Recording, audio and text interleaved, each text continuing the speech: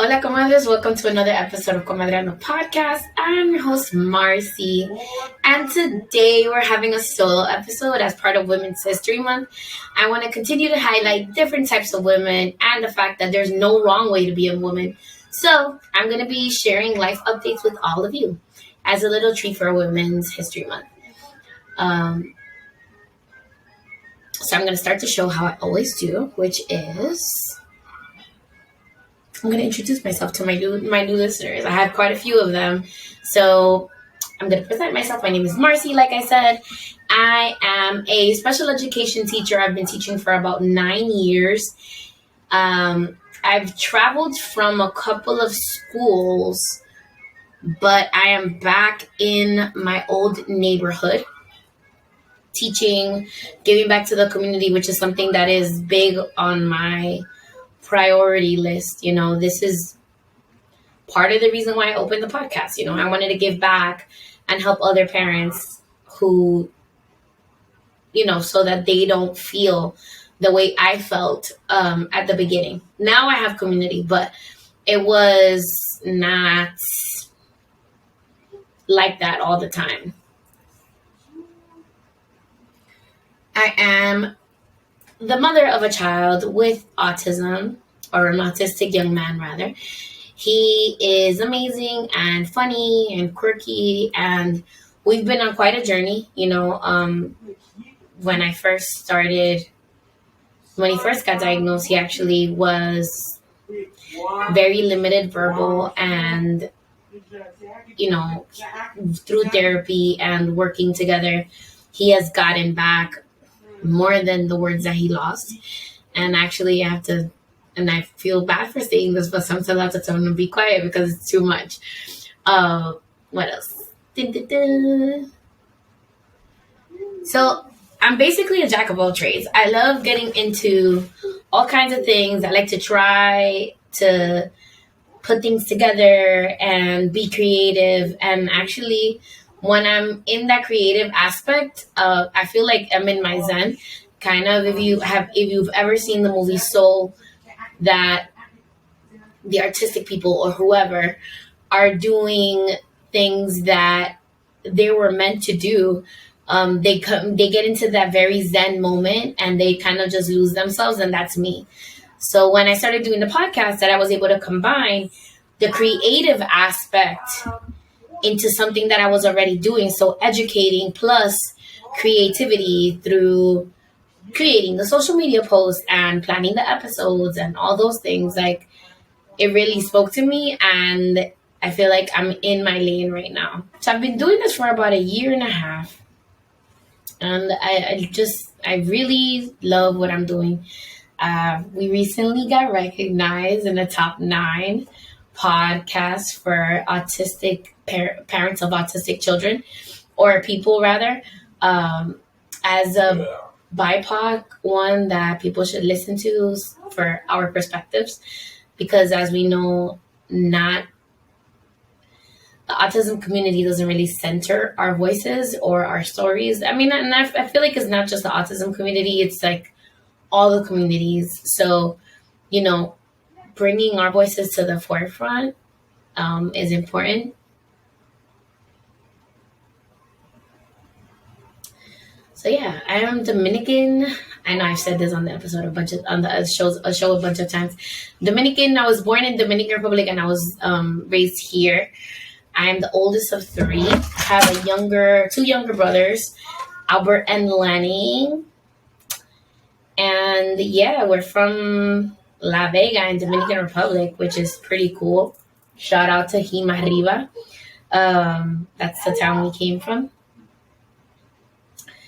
And I identify as Afro-Latina because I do not look like the typical sexy Latina, like Sofia Vergara, Salma Hayek, Jennifer Lopez. Also, I recognize my roots. When I look at my family tree, we are Afro-Latinos. Like, there's no denying it. Like, I can't be like, oh, my family's from Spain. That's not going to happen because that's not true. I mean, they are, but it's more black than white, because actually did my ancestry DNA a couple of years back. And for those of you that are like, oh my god, now they have your DNA, they've been have your DNA. When you're born, they take your stuff. They stick your, first of all, I remember when my son was born, they stick your baby on the, what is it, the bottom of the foot, and draw blood from there. So if we're gonna be real, they've been had your DNA, but whatever, we're not gonna get into that in this episode. Anyway, so the results came back, and yes, my ancestry is mostly black. It's 60% African descent, 30-something% European, and then like 11% indigenous. So yeah, that is that. Side note, I wanted to point out that there were some people who shall remain nameless who were criticizing the name of my show, saying that I am limiting my audience because the show name is in Spanish and people can't pronounce it. And I'm like, that is your opinion, right? You're entitled to your opinion. However, the show is still popular and people from all over are listening to it. And those people that are going to limit themselves because they can't pronounce the name of the show, that's not my audience. And I'm okay with that. I don't need to pander or cater to people that are not open-minded and are not willing to accept other things and are not, trying to broaden their horizons, right? Those people that wear those red hats and, stomp around and talk about let's make America great again. That's not my audience, and those are not my people, and I'm good. Like, I really am. You don't need to listen to my show. We're Gucci over here. So yeah. Sound warning to those people. I know Mari from El Salon Chronicles listens to my show religiously. Shout out to my girl. She has misophonia, which a lot of our kids on the spectrum do, which is an aversion to sounds. Like, they get angry when they hear certain sounds. So sorry about that to my girl.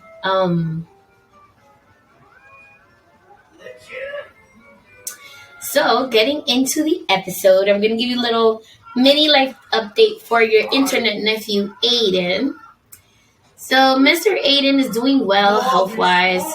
We just had a visit to the doctor the other day, and it was just because he had like a weird, like, dry cough. But he's good. He's a very happy, healthy young man. He's funny, and I don't know, like, he's just amazing. He's one of those kids that I know people probably say this about their children, but I wish I had a kid like that in my class. We also went the other day for genetic testing, and as part of the genetic testing, they weighed him again and measured him, and of course he's like 5'5" and like 150 something pounds. And I'm just like, wow, like, this kid grew so much from when he was a little boy. So now we're waiting for the genetic testing results. At the appointment, they asked me if I wanted his father to get the testing as well. I wasn't opposed to it, and I did call, and he actually accepted. However, there was no follow through for that. Not on my part, because I did the reminding. But this is the problem that we have in general. It's a lack of initiative. And I get you have other things going on in your life, but I rarely ask for anything at all, and like, that's something that was important. But it is what it is. So yeah, we're waiting for that. I'll keep you girls posted. But it was relatively easy. The genetic testing, they literally swab the inside of your mouth. It's not even blood anymore. So they do the inside of your mouth like 10 times on one side, 10 times on the other. They send the sample down to the lab. The lab processes it. Supposedly it takes like a month and change. So I'll let you know once I get the results back, what comes back. And the reason why we're going for genetic testing is that I didn't know that was a thing, that people that have kids with special needs get that done right away, but it was never suggested to me, and it was just suggested by the new neurologist that we have that is attending Aiden. So yeah, that was pretty much it. Aiden recently had parent-teacher conferences. The teachers were thanking me for raising such a wonderful and polite young man, which made me happy. And they said that with the new para that he has, he's doing really well. I guess she knows how to work with him and is able to motivate him and prompt him the right way so that he can be independent and like initiate tasks on his own, which is something that I've always wanted. Eventually I want to, dial back the prompting and for him to initiate the things. But I know it takes time, and it's, but I see the progress though. So that is that. And he got an 86 on the test the other day, and I was like, wow, look at that. I was really proud of him. He's really coming into his own, and this is just his first year of high school. So the other day, little story. The other day, we're getting ready in the morning, and he's kind of like over it. He doesn't want to go to school, and then he's getting ready in the bathroom and about to go and brush his teeth, and he tells me, can I stay in men's group? I'm like, men's group? I was like, what men's group? He's like, men's group. And I'm like, when do you have men's group? He's like, Thursday. I was like, oh, okay. And what do you guys talk about? He's like, it's private. I was like, oh, okay, sir. So, I didn't make him feel bad, but internally I was dying. I was like, what, man? This is my baby. No. So, yeah, apparently they have a men's group, and I was looking on the school's Remind app, and they were showing they have a women's group as well for the young ladies. So I feel like this is pretty cool because he's getting to socialize with other children his age. So yeah, I found it really interesting that, he's part of this men's group and they're supporting him and they're talking about things that obviously he won't feel comfortable to talk with me. But I am going to follow up with the counselor to see if there's anything that he has brought up that needs to be addressed.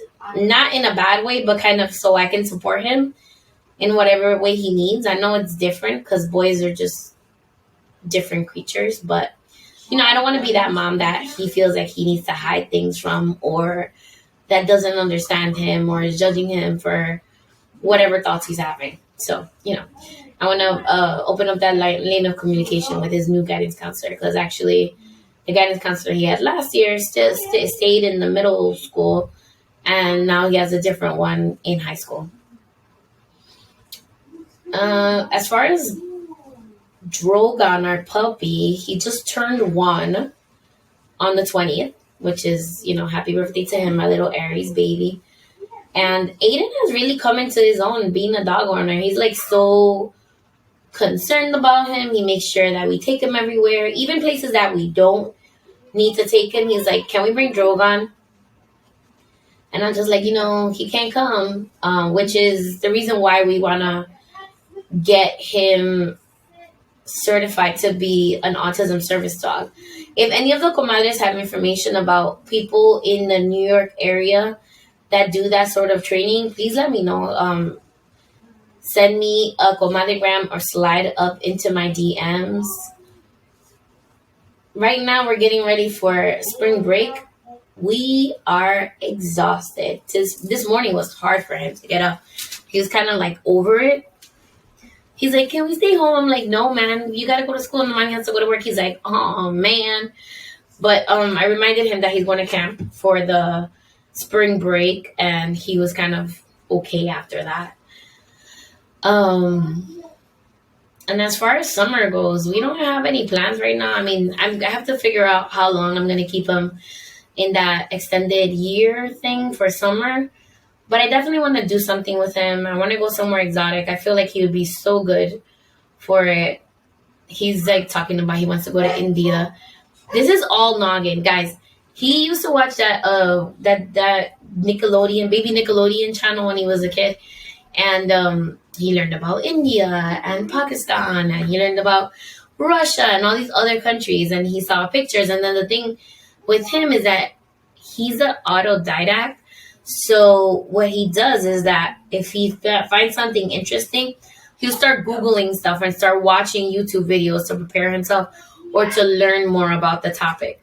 So, whenever he gets fixated on something like that, he like really, really learns it, which is I think it's pretty cool to me. Because it shows when he's very interested in things. But yeah, he's talking about he wants to go to India. I don't know about all of that. But we can probably pick a different country that he can explore. I've been to Mexico twice and he hasn't been. So I was thinking maybe we can go down to Mexico and go on vacation. He also was talking about Disney, that they have like some kind of anniversary celebration. So I would have to figure out when that is and see if we can plan something, because he's actually never been to Disney. And the reason why I did that is because, first of all, I feel like Disney's too people-y for me. And I know he's like that too. So I wasn't fully right. I have never been to Disney myself. So I definitely, when we go, it's going to be an enjoyable experience for all of us. But definitely going to be in the plans eventually. I don't know if it's going to be this year or next year, because we do have my brother's wedding that's coming up at the end of June. I'm in the wedding, but Aiden's not. But he's still coming with me because it's like an away wedding. So, planning for that has been pretty fun, and he's excited about the party. All right, switching gears. How is Marcy doing?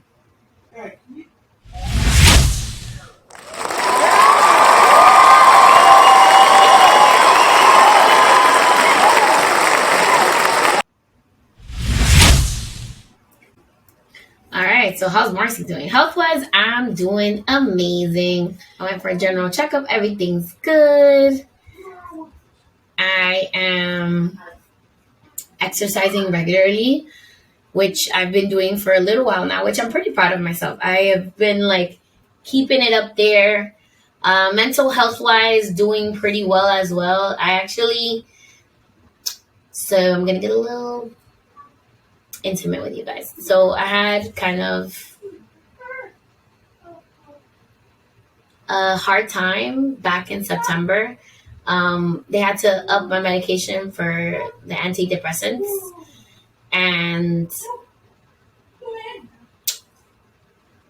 yeah, I discovered that I cannot drink and take the medicine because it has an adverse effect. I get anxiety attacks the next day. I start cold sweating at night. And it's not a fun experience. So I have been alcohol-free. Well, before that, I was alcohol-free for almost a year and change. And then I feel like around my birthday, I drank a little bit. And then after that, I stopped again. And I've been no alcohol again since September. So that's going pretty well. I actually don't miss it via meditation and all the other things that I'm doing for myself. I feel like alcohol lowers my vibration in a way, and especially because I'm, getting certified to be a Kundalini yoga teacher. My master teacher, Siri Rishi, she actually recommends for the yoga teachers not to consume alcohol or alter their states of being, because it just takes away from the experience, and also it doesn't work well together. Because you're already doing work to move energy throughout your body, and alcohol lowers your vibration. And I know it sounds a little woo-woo, but it's true though. Like, alcohol doesn't make you feel good. So it's better to abstain, and I'm okay with that. So that's what's up with that. And sorry, I'm looking at I have notes, because that's the type of Virgo I am. I have the notes, and I'm going to do the things. So far, work is better. The issues I was having before they haven't gone away completely, but they've pulled back a little, because I'm sorry. I've been teaching 9 years. I'm not letting anybody intimidate me. And I don't care who you are or who you think you are. Because at the end of the day, I am my own person. And yeah, no, not today, Satan. So yeah, that's going better. However, I have been seriously thinking about switching careers. So I'm getting my resume ready for that. And I'm trying to think of how I can branch out and expand in a different way to, be more in alignment and work smarter, not harder. I want to be able to make more money, but possibly have some kind of cush position where I have some like 50-50 work from home, work in person situation, or something to that extent. Yeah, but besides that, I'm doing well. I began yoga teacher training at the beginning of the month. And the reason why I decided to embark on that is that I was feeling called to start something like that for a while now, but the calls started getting louder. And I felt that Kundalini Yoga has made such a tremendous difference in my life that I wanted to be able to bring that to other parents. I want to be able to talk the talk and walk the walk. I've been talking about mental health and taking care of ourselves, but I also want to be able to offer this to other parents. Not everybody has access to this type of yoga, and especially not from people of color. So, I want to be able to bring that back to my community and help heal, not heal you guys, because I'm not like a healer, but like help teach you guys how to help you and heal yourselves, if that makes any sense. But yeah, like Kundalini Yoga literally saved my life. I feel like had I not started practicing on a more consistent basis, I wouldn't be where I'm at today, mental health wise and life wise and personality wise, like everything. Like it has helped me in so many different areas. And I want to be able to help other people too. I feel like as a collective, we need to continue to heal, and Kundalini Yoga is one of those tools that we can use, because it's not like a miracle, you know what I'm saying? Like you have to work on other areas of your life as well. If anything, it does highlight the areas you need more help in. So it's easier, it's a work in instead of a workout, if that makes any sense. So you're like really, it helps you hold up a mirror to yourself and see the areas where you still need healing or need more support. And then you help yourself to get there, if that makes any sense. So yeah, as part of the Kundalini Yoga teacher training, I have to participate in these 40-day practices, which is spiritual practices. They're called sadhanas. And in the practices, we're doing kriyas, which are yoga sets. So it's like different exercises plus a meditation. And then you're doing pranayama, which is breathing exercises. So these sadhanas are intense. They're like on steroids, because the sadhanas I used to do before were, like kind of like 30 minutes, 40 minutes, whatever. Nothing crazy. Not that this is crazy. Nothing to the extent that I've been doing now, but I feel so good doing it. And it's actually, I haven't missed a day, and I've been doing it since, I want to say I started on, March 4th was the first day, and I've been doing consistently since then. Things do come up during the meditations. So, if you want to hear more about what comes up during the meditations, slide up into my DMs. I might do an episode about that. But literally, like, so if you want to find out what happens during the meditations, just hit me up. But it's really interesting. And then you go like so deep within yourself that it's very interesting, the things that come up.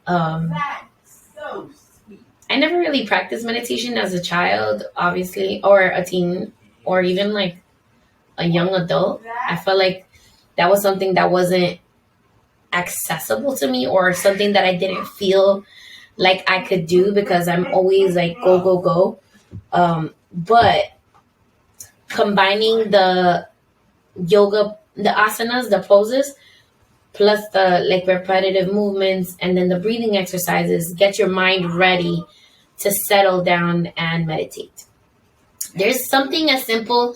There's a pranayama exercise, and I'm actually gonna do it with you guys over the in this episode. At the end, I'll put it in, and we're gonna do a breathing exercise, which is called alternate nostril breathing, and I'll tell you what it's good for right before we get into it. But I'm gonna do a little snippet of the kind of stuff that we practice in the training. Another benefit that I've noticed from like practicing yoga all the time, and also doing the vinyasa, the Kundalini Raj yoga teacher training, is that I'm practicing detachment more, if that makes any sense. And I can see myself in these situations, but I'm not ascribing feelings to the situation.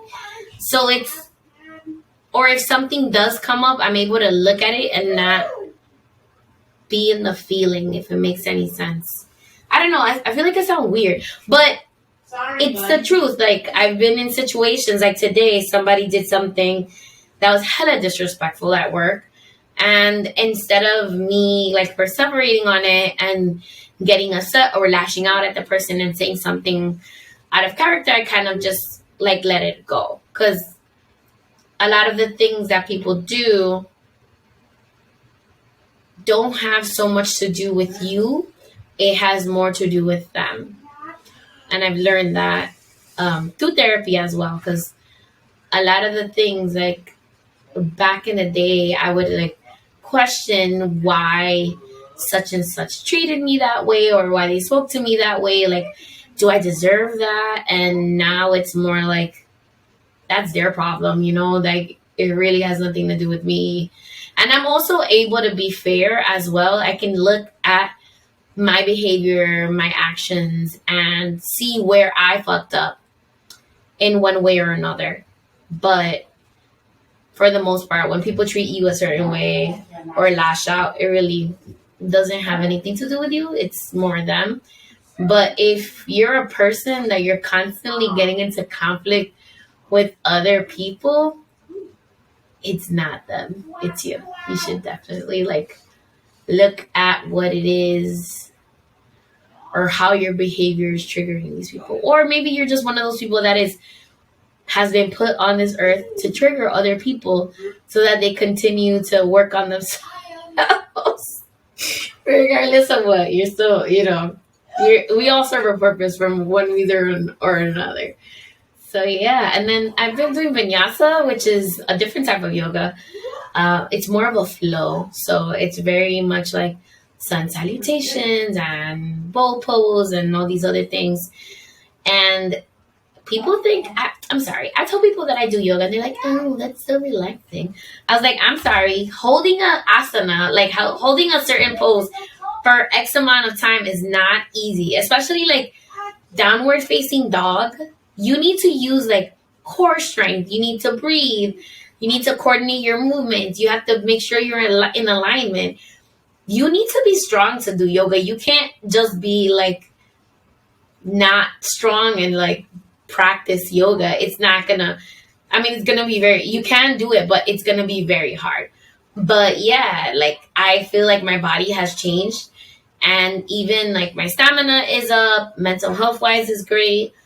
I love yoga. Yoga's the mom. Shout out to my yoga teachers at Bronx Yoga Lab. Yeah, so Bronx Yoga Lab is an amazing yoga studio. It's in like this side of the Bronx, like towards the Manhattan side.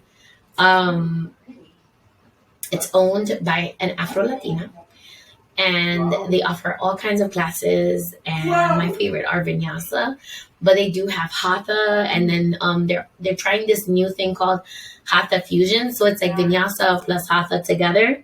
So those are two different types of yoga. Hatha's more, it's called Hatha 26 and 2, which is formerly known as Bikram, but because of the issues with Bikram and whatever, you can Google it yourself. It was like, a sex scandal or something like that with this person that invented Bikram yoga. So they renamed it, rebranded, and it's called Hatha. So 26 and 2, you do 26 positions and 2 pranayama breath work in 60 to 90-minute classes. So it's with Hatha yoga, you do the same thing all the time. Vinyasa is a little different. Like, it all depends on your teacher and the flow you want to do. There's certain things that you always do, but there's certain things that change. For example, the peak pose of the month in Vinyasa is pigeon pose, which is, you can Google that because I'm not going to explain it. Because if I explain it, it's going to sound weird. So we've been working on that pose the entire month. Before that, it was Chaturanga, which is kind of like a halfway push-up. I'm telling you, I'm really bad at describing these poses, but I know how to do them. Having a consistent yoga practice is very good. And I don't know, it just makes me feel better to be able to move my body in that way. So this past, I want to say 6 months, I reconnected with friends that I've been neglecting in a way. And it's not that I've purposely neglected them. It's more like life was lifing and I wasn't prioritizing time with them because I was consumed by my problems. And we've talked about it, and we've not settled it, but like confronted it and made a plan to fix it. So that has brought me a lot of joy, because I was able to spend time with very loved friends of mine and talk and do the things we used to do before we had kids. It's very different when you have children, because as a mother, we've spoken about this on the show before, but there's always this guilt of leaving your children with a stranger, or even if it's grandma or grandpa, to go out and do things, or fun isn't the same as when you're in your 20s. Like, pardon me, but going out past 11 o'clock to go dancing or like to a bar or a party is like not my idea of fun anymore. So it's really transitioning and like pivoting into your new roles and responsibility as a mom or a parent, and holding space for each other. Because the thing is, one thing that I have learned through the yoga teacher training is that sometimes people want to vent, just to vent. You don't need to provide a solution to their problem. One thing that I've gotten in the habit of now is that I ask people before they start venting, because they're asking first before they vent, is, okay, do you want me to listen to provide a solution, or you just want me to hold space for you? So if I'm just holding space, I'm literally just listening to them vent and tell me however they feel, and then leaving it as it is, not inserting myself into what they're venting about with like my experience or a solution that I think that they should do. Is just kind of like really being able to hold space for people and let them say what they have to say and get it off their chest, and just leaving it at that. If they ask for support, then you provide it. But that's another important thing that I didn't really realize. A lot of times I feel like there's a discomfort in holding space for people, especially when they're having big feelings that we're not used to. So we try to interject ourselves or help them, right? Because we care about this person. We want to help them, but we try to insert ourselves and like give them solutions to kind of get away from feeling those feelings, or feeling the feeling of being awkward, if that makes any sense. But I've been learning to hold space without, I haven't been a judgmental person in a while, but like holding space just to hold space, not to solve anybody's problem, just to kind of give them that space to breathe and vent and just be, which is important. In other news, wedding planning with my sister-in-law has been amazing. This weekend we just actually had her bridal shower, which I'm part of the wedding party, and it was so dope because we took her vision and like kind of ran with it. She was so happy, and I'm glad that, she put together an amazing team. We were talking about it, we were cracking up because we were saying that we're basically the bionic woman, right? If one of us doesn't know how to do something, the other ones do. So that was like the running joke of the day, not the day of the week, rather. Another thing that happened is that it was my first time filing business taxes because your girl not incorporated, but created her own LLC for the show. Putting things out there into the universe. But I had never filed taxes for business before, so I hit up my friend. He's actually from around the way, and his name's Edwin. He works with Truthful Taxes, and they were able to provide solutions and support me. And, very patient. There was a lot of communication. There was a lot of explanation. It wasn't just something. I have worked with other tax people before in the past, and I wasn't very satisfied with the level of service that they gave. So definitely, if you still haven't filed your taxes, we still got like 2 weeks. 2 weeks and a half to do it, and hit up my boy Edwin Franco at Truthful Taxes to do your taxes. And I will put in his information in our show notes. This is not a paid advertisement. I legit, I wouldn't recommend. I'm the type of person. Listen, I don't care if you're gonna pay me or not. If your product is not, or your service is not good, I'm not gonna recommend you to anybody.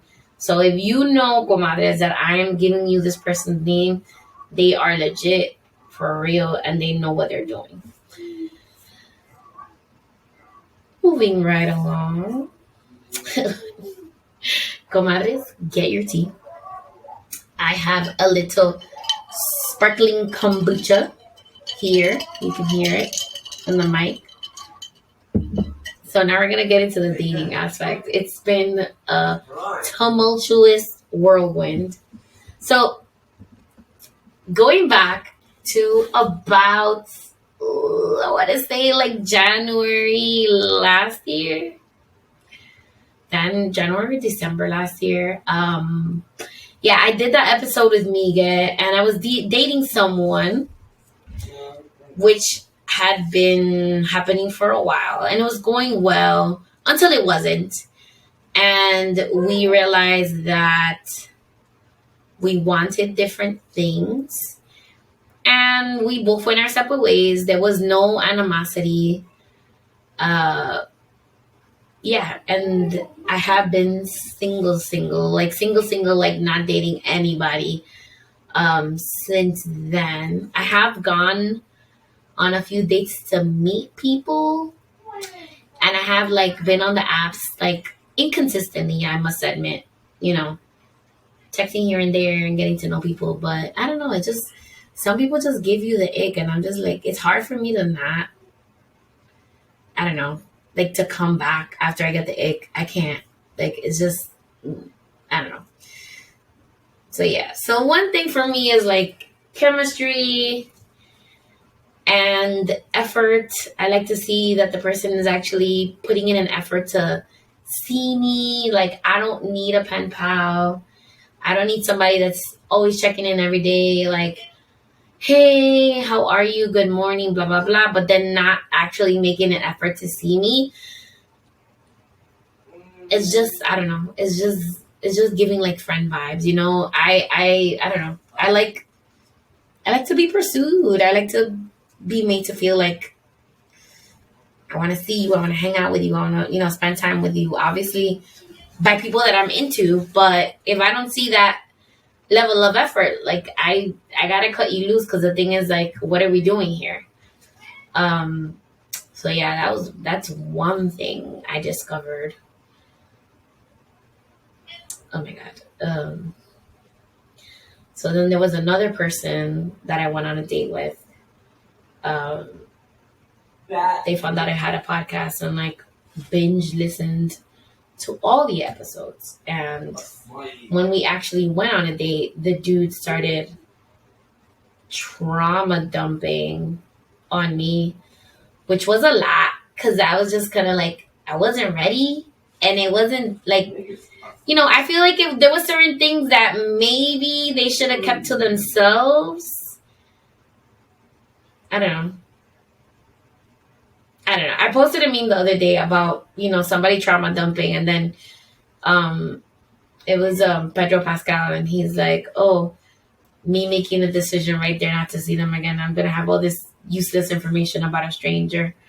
Yeah, because like the stuff that they're trauma dumping about, like I get it, but like the stuff that they're trauma dumping about is usually stuff that is like telling you that they're emotionally unavailable to have like emotionally healthy relationships. So it's like, I wish you luck. Get a therapist, and also take care. Bye. And I might get dragged for this, but it is what it is. Then there was another one, which we never went on a date. We had been talking for like 2 or 3 weeks. But basically the scenario ended up being that he wanted me to chase him. And then when I opted out, he got a little crazy and was like constantly texting me like, oh, let's meet up this weekend. I'm just like, you know what? I actually meant what I said. I'm good. So the person felt offended. And then the last thing he did was, he was like, well, what a relief, because I wasn't into you anyway. Dude, come on. Like, what are you doing? Grow up. Yeah, that was an interesting scenario. And another guy I went on a date with, during the date, he informed me that he wanted to get a vasectomy because he didn't want to impregnate any women. So after I've been participating in the Kundalini yoga teacher training and looking at how the chakras work and energy and all this other stuff, it gave me the biggest ache. And I was like, so you just, laying up with these women, no protection, no nothing. And your solution to not getting somebody pregnant is getting a vasectomy instead of not engaging in risky behavior, which is unprotected sex. So yeah, that was a big red flag. And then he was handsome too. It was like he was good looking like a Jabari tribesman from Wakanda. I was like, okay. But then he started telling me all this stuff, and I was like, oh my God. I mean, he was nice enough, but like, I don't know. Dating is hard, y'all. Dating is so hard. Another thing I noticed is that men get offended when I don't chase them. Or when I'm not like constantly texting. I have a lot of stuff going on. Like I have the podcast, I go to therapy, I work out, I have my son, I cook for myself and my kid. I have a dog, I have my family. I have so many things going on for my life. I can't be with somebody that's gonna feel insecure because I'm not texting them 24/7. I also have a career, besides all the stuff that I'm doing that is great for the community and great for myself or whatever. I also have a career. So I can't be with somebody that's going to feel insecure because I'm not constantly texting them and like messaging them or whatever the case may be. Yeah, no. And then another thing that men do, which is like a little like, they try to flirt and they're like, oh, when are you going to cook for me? I'm like, that I was like, I don't cook for people that I don't love. So like point blank period. I don't even bring food to the freaking, like if there's a potluck at work, I will buy food for these people. I will still contribute, but I will buy food or I'll buy like utensils because I don't really like everybody at work like that. And I don't feel like everybody deserves that type of energy from me. Like I cook amazing, but I'm not putting myself out there and like randomly cooking for strangers. Not happening. Brings me back to this person that I used to work with. She was married. She was whole ass married. And this is gonna sound shady, but she used to cook for all these men at work and like flirtatiously like bring over the food to them. And that like got seared in my mind. I'm just like, yeah, no, I'm not doing that. Like, why? Why? It's not like they were gonna pick her anyway. Like, she had a whole ass man in her house, so whatever. I don't roll like that. But yeah, no, I don't cook for people that I don't know, and I'm not gonna be cooking for men, like random strange men that I just met on a dating app. So that is not a flirtation. Gentlemen, take notes. Please don't ever be like, oh, when are you gonna cook for me? Never. For any girl. I feel like if you're asking a woman to perform labor for you before she's emotionally invested, you're losing right there. Don't ever do that. Like, if you don't have anything to say, just like stay quiet or talk about like a movie that you saw or something else. So how's it going now? Have not been on a date in a few weeks. I did go on a date with somebody. Seemed promising, but the person is inconsistent. So I had to cut that person loose. My thing is like, just be consistent. Consistency is key.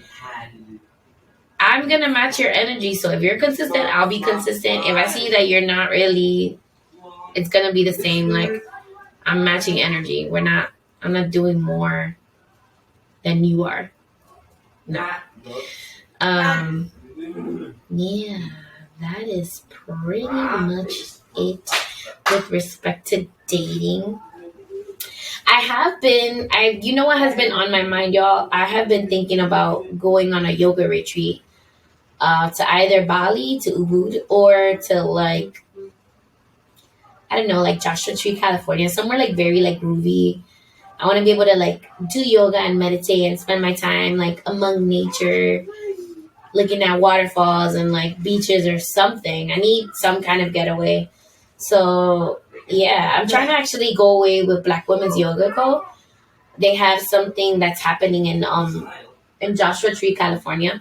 So I have that interview coming up. So fingers crossed I'll be able to get out there. If not, I'll go do my own thing. But I'd rather practice with, you know, a bunch of women that are on the same wavelength, you know, which is cool that they have an interview process. Because you imagine you get placed with somebody that's like not like really aligned with who you are as a person. That would suck so hard. Yeah.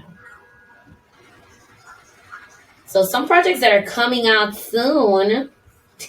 Comadres, you are getting the T and the 411. So get your pencils out. We are going to be hosting a benefit concert to get funds for a non-for-profit organization in Dominican Republic that provides money to parents to be able to have their children assessed. Because believe it or not, we in the Dominican Republic there's no support, like economic support for those parents. So when they get their children evaluated, it's out of pocket, and a lot of these families are impoverished, you know. So this organization is getting funds and then helping those parents get accessible evaluations and then helping them pay for those evaluations, which is amazing. Like, I've never heard of that. And I'm so excited that I connected with the person. Actually, she's going to be one of my interviews for Autism Awareness Month. The interview will be in Spanish, though. So, you know, my English-speaking people, y'all going to go to YouTube and you're going to catch that translation. Yeah, the other thing that I'm collaborating on, I'm working with Suhei from Create a Cocktail. We're going to be hosting 2 events, one in New York and one in New Jersey. She already has the location for the New Jersey one, and that will be coming in June, y'all. So get ready. The 2 events are going to be in June. So, I want to say beginning of June. Don't quote me on that. But yeah, I'll keep you guys posted. Definitely. I'm really good about advertising and all of that. And then the next thing that's coming up, I'm collaborating with Eudi, which was one of the moms that I interviewed. The name of the episode was Motherhood in ADHD. And the name of the event is Uptown Autism Family Safety. We're going to be hosting a live show recording that day. We do not want to charge because it's something that's needed for the community. However, it is donation based. So if you would like to contribute, you can. The location, we're trying to get the finalized location between today and tomorrow. I have to actually touch base with Ellie after I finish recording so that we can get you guys an updated flyer with the location. But it's definitely going to be here in Manhattan. That way it's easier for everybody to come to, because we have people in the Bronx and Brooklyn, and then we have people in Jersey. So like if we do it somewhere uptown, I feel like it's going to be easier for everybody to access it. So this is an open invite to everybody. Please bring a friend. Tell them about it. I love the fact that my comadres are like, I want to give you guys a shout out because y'all be putting my show out there, recommend it to different people that get newly diagnosed. Like you're like, here, listen to the show. My mom's guilty of this. She's like doing evaluations for the kids, like home language survey, which is something when you come into a school, they have to figure out what is your home language to determine whether or not you're getting ESL services. So she's the first one that when she notices that the kid might be either on the spectrum or have special needs and the parent isn't aware of what to do, she'll be like, hey, listen to my daughter's podcast. This is the name of the show.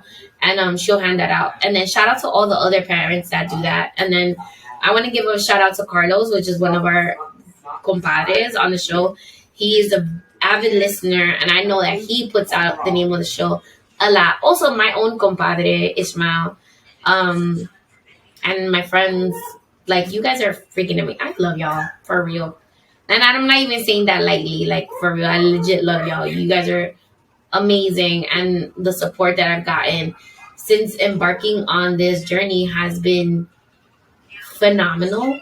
I love you guys. Like, this, I wouldn't trade my comadres and compadres for anybody in the world. So with that, comadres, make sure you mark your calendars. Oh, also, I want to bring up the fact that our old guest, Nia Spencer, the occupational therapist, she is going to be having an event that is taking place on April 13th, 6 days before the other one that we're having. And her event is regarding, like, you getting a diagnosis and then what do you do now? So then when basically they're going to give you like a how-to step-by-step. The event is only $10 and it's going to be held via Zoom. So if you know somebody that needs support, please point them in that direction. You know, what we're here to do is to uplift each other and support each other in any way that we can. And that is like the most important thing I feel that I have gotten from being in this podcasting space. So yeah, what else? What's this? Oh, I want to give a personal thank you to all the comadres that have contributed to my Kundalini yoga teacher training. I know it's a lot of money and times are tough, but you don't understand how much I appreciate the support and like helping me reach my dreams. I know you don't have to, but I appreciate you guys so much. I have sent you all, sorry for yawning into the mic. I have sent you all thank yous, thank you emails and receipts for your donation. If you haven't received a receipt yet, I will be getting to that. But like, if you can contribute, that's okay. If you can like repost it in your social media so that I can get more of a bandwidth and catch other people, you never know, man. It's important to support each other in that way. So yeah, oh, I promised you guys a meditation before I finished. So the name of the meditation is called alternate nostril breathing. And I want you guys to sit in a comfortable position. Sit in a comfortable position. Make sure that your feet are on the floor and your spine is straight. Via this meditation, you're going to relax and enjoy a feeling of well-being. The energy of the nervous system is directly proportional to our breathing. So ancient yogic texts explain that the nostril on the right is our sun nostril and it controls our energy level, and our left nostril is our lunar nostril and it controls our emotions. So if we are tired, breathing long and deep through the right nostril will give us added energy. Breathing through the left nostril will bring us calmness, even if we are upset, like angry, nervous, or sad.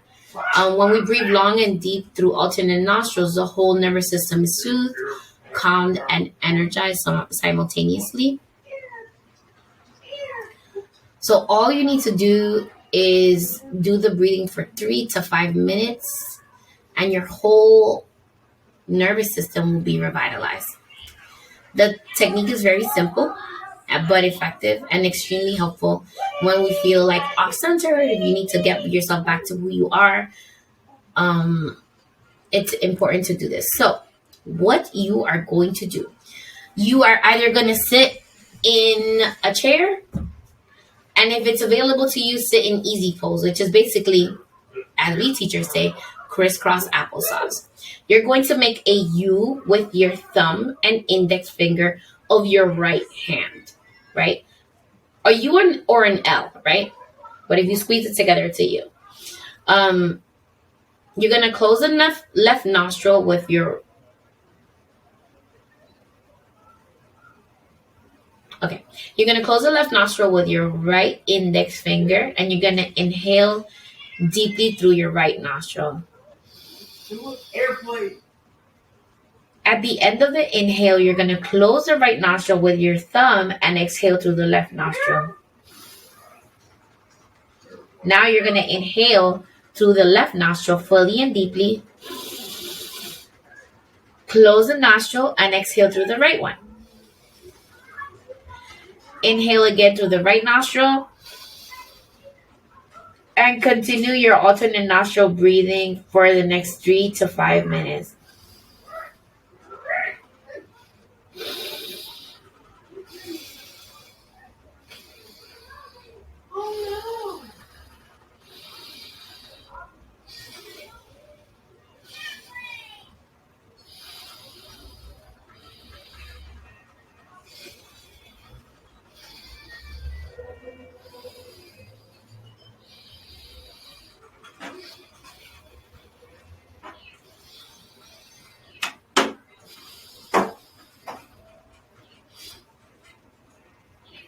Okay, to end the meditation, you're going to inhale deeply, fill your belly up, hold the breath for a few seconds, lower your hand and exhale. So inhale deeply, hold,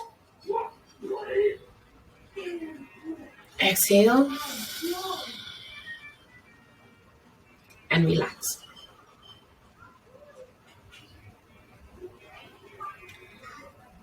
Feel the sensation of calm that has just taken over your body.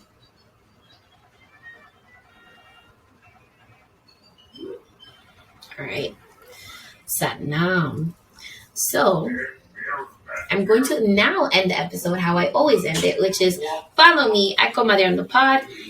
If you have any questions for me, please feel free to send me a Comadre-Gram via email at Marcy at Comadreandopod.com or slide up into my DMs.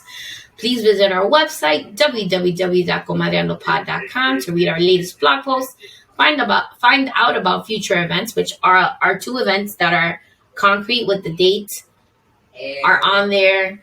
And also get your official Comadre merch. Guys, We got sweatshirts. Also, big announcement. I will be creating a brand new design just for Autism Awareness Month. This is a limited edition design that is gonna possibly go on sale by Friday or Saturday. Don't quote me on that because I have yoga teacher training, but it'll be on sale for an entire month. So either it's going to be this Friday or by Wednesday next week, you guys will have a new design that you can buy. I want to drop it so that you guys can be able to buy it and wear it to the event. But if it doesn't happen, that's okay. I'm not going to judge myself.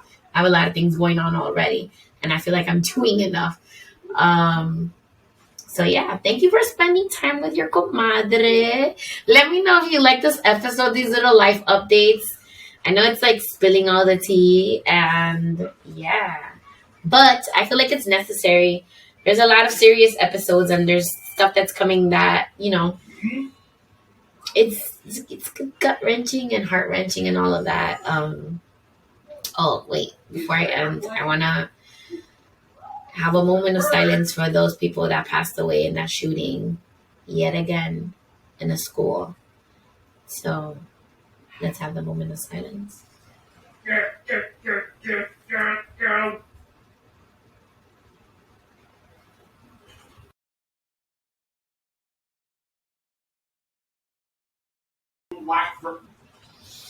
May their souls get rest.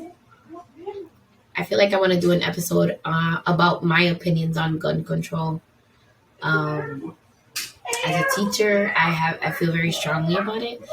So, you know, maybe I'll bring other people that are like pro guns on here. That'll be an interesting debate. Anyway, be kind to each other. Take care of each other. Please make sure that the event is actually live on Eventbrite.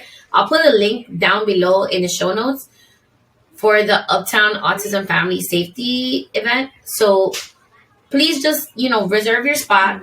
If you feel called to donate, go ahead and donate.